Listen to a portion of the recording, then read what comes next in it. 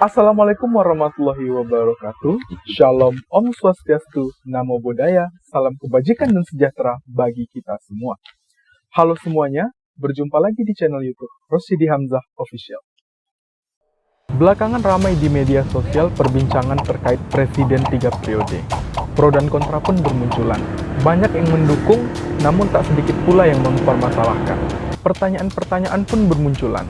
Mulai dari bagaimana hal itu bisa terjadi, bukankah dasar negara kita sudah dikunci? Baikkah hal tersebut untuk negeri ini, serta apa sajakah implikasi-implikasi yang mungkin saja terjadi? Sebagai generasi muda milenial, tentunya kita harus peka terhadap isu yang terjadi di negara kita. Terkait isu ini, sudah banyak analisa-analisa oleh pakar hukum tata negara dari universitas-universitas terkemuka. Namun, masih tak sedikit pula generasi muda yang masih belum mengerti seutuhnya pro dan kontra Presiden 3 periode. Oleh karena itu, sebagai generasi muda milenial, di sini saya coba sedikit menjelaskan secara sederhana terkait Presiden 3 periode. Bersama saya, M. Jeffrey Kurniawan SH dalam Presiden 3 periode bisa nggak sih?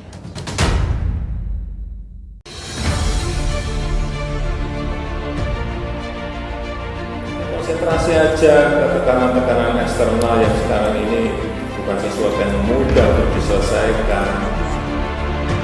Untuk 3 periode, lah orang yang ngomong itu yang kepingin sebetulnya. Saya tidak ada niat, tidak ada juga berminat menjadi Presiden 3 periode. Nanti akan ditawarkan pasal baru yang kemudian memberikan hak presiden itu bisa dipilih 3 kali. Presiden yang bisa terus merubah keputusan secara konstitusi, kan tidak. Bismillahirrahmanirrahim. Terkait Presiden 3 periode, yang pertama, ini berbahaya.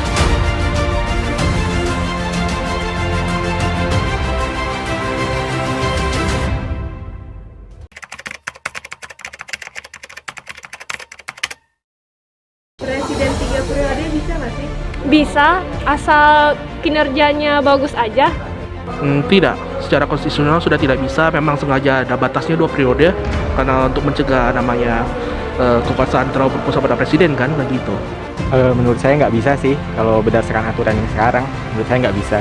Menurut saya itu nggak bisa ya, dikarenakan kan di dalam Undang-Undang Dasar 1945 masih berlaku ketentuan Presiden 2 periode, dan kembali mengingatkan di zaman Orde Baru itu kepemimpinan presiden yang lebih dari 2 periode itu sangatlah tidak efektif. Tidak bisa lah, dikarenakan orang lain juga mau jadi presiden.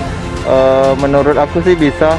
Kalau ditanya bisa atau enggaknya ya mungkin bisa aja. Bisa melalui ubah pasal Undang-Undang Dasar 1945. 3 periode, kalau dibilang bisa sih, bisa-bisa aja. Cuman kalau menurut aku, ya udah cukup lah.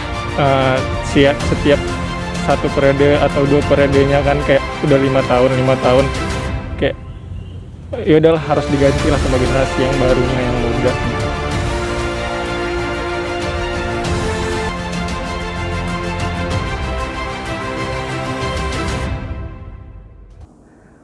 Di dalam pasal 7 Undang-Undang Dasar 1945 menyatakan bahwa Presiden dan Wakil Presiden memegang jabatan selama 5 tahun.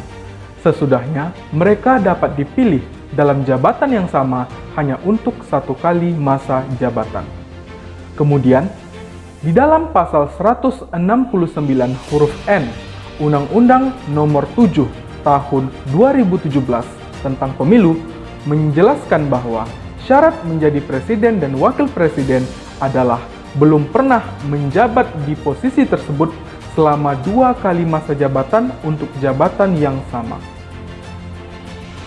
Pasal 1 ayat 3 Undang-Undang Dasar 1945 menegaskan bahwa negara Indonesia adalah negara hukum yang mana mengandung pengertian bahwa segala tatanan kehidupan berbangsa, bermasyarakat, dan bernegara adalah didasarkan atas hukum. Jadi, secara hukum jelas bahwa tidak boleh ada orang yang menjabat sebagai presiden ataupun wakil presiden lebih dari 2 kali masa jabatan. Terus, presiden 3 periode bisa nggak sih?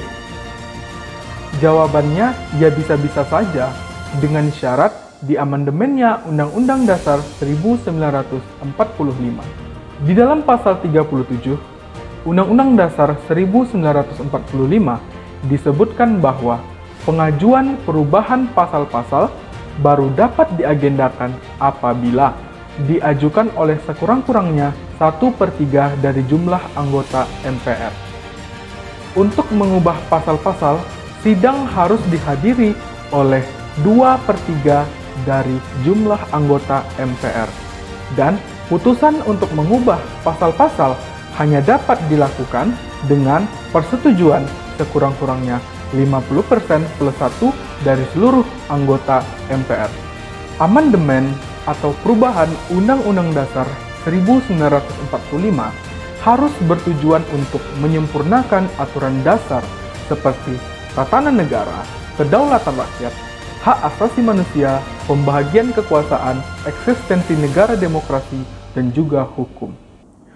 Alasan-alasan filosofis, historis, yuridis, sosiologis, politis juga harus dipertimbangkan dalam perubahan konstitusi negara Indonesia ini. Jadi, jika dilihat dalam sebenarnya apa sih alasan atau faktor yang menyebabkan gagasan Presiden 3 periode wajib dipertimbangkan? Salah satu contoh, yakni dari dahulu hingga sekarang, setiap presiden-presiden yang pernah memimpin Indonesia masing-masingnya mempunyai fokus utama yang berbeda-beda. Ada yang fokus kepada pembangunan pertahanan, ada yang fokus kepada pembangunan infrastruktur, ada yang fokus kepada pembangunan industri, ada yang fokus kepada pembangunan ekonomi, dan ada yang fokus kepada pembangunan pelayanan masyarakat, serta lain sebagainya. Selalu bertukarnya fokus kerja setiap pergantian presiden membuat perubahan atau perkembangan pembangunan dari segala sisi di Indonesia dinilai cukup lambat. Dengan presiden 3 periode mungkin bisa menjadi solusi untuk perkembangan Indonesia dengan memberikan waktu yang lama bagi presiden untuk fokus kepada pembangunan yang dilakukannya. Balik lagi, itu jika rakyat yakin dan percaya memilih presiden, yang mana presiden yang dia pilih mampu untuk membuktikan kinerja yang terbaik. Kemudian, apa saja kemungkinan terburuk dari lamanya masa jabatan presiden? Salah satu contoh, dalam filsafat politik, Aristoteles di dalam bukunya Politika mengatakan bahwa kekuasaan rentan penyelewengan. Andai seseorang atau sekelompok orang yang memegang kekuasaan terlalu lama dan jika ia baik secara langsung ataupun secara tidak langsung di dalam pemerintahannya bersikap otoriter. Kedaulatan rakyat sebagai wujud dari demokrasi membuat rakyat Indonesia berhak bersuara untuk menentukan dan memutuskan siapa yang menjadi wakilnya serta siapa juga yang akan menjadi pemimpinnya. Jika rakyat merasa hak-haknya dilanggar, maka rakyat dapat menyuarakan suara-suaranya. Sebagaimana ketentuan dalam konstitusi kita pasal 28 Undang-Undang Dasar 1945. Bagaimana menurut kalian? Bertahan di 2 atau ingin tingkatkan menjadi 3? Sharing di komen ya. Menjawab pertanyaan Presiden 3 periode bisa nggak sih? Jawabannya ya bisa-bisa saja. Seperti pada penjelasan sebelumnya. Pro dan kontra Presiden 3 periode pasti akan terus ada. Tapi jangan sampai hal tersebut dijadikan celah oleh oknum-oknum untuk memecah belah kita.